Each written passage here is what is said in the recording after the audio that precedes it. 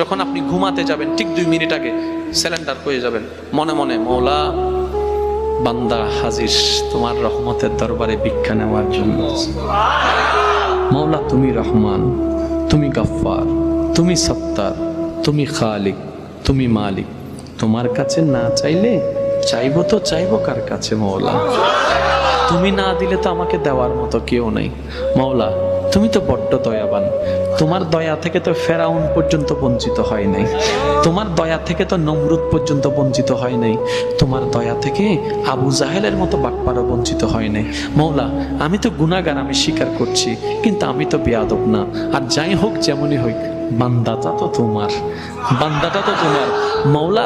তোমার মতো একজন রহমান পেয়েও যদি আমরা রহমত না পাই, জগৎ তো আমাদেরকে নিয়ে হাসবে মৌলা। তুমি একটু দয়া করে দাও না। তুমি দয়া করলে 40 বছরের গুনাহ সেকেন্ডে মাফ হয়ে যাবে। আপনি শুধু আকতি নিয়ে, প্রেম নিয়ে, ভালোবাসা নিয়ে নবী রাহমাতুল্লিল আলামিনের উসিলা নিয়ে বলতে থাকুন না। এবার একটু কল্পনা করে দেখুন, এই অভ্যাসটা যদি আপনি সারা জীবনে মরণের আগ পর্যন্ত 100 বার করার সুযোগ পান, এই 100 বার করার ভিতরে যদি একবার কবুল হয়ে যায়, করেছেন 100 বার, কবুল হয়েছে একবার, এই একবারই যথেষ্ট, বলেন না সুবহানাল্লাহ।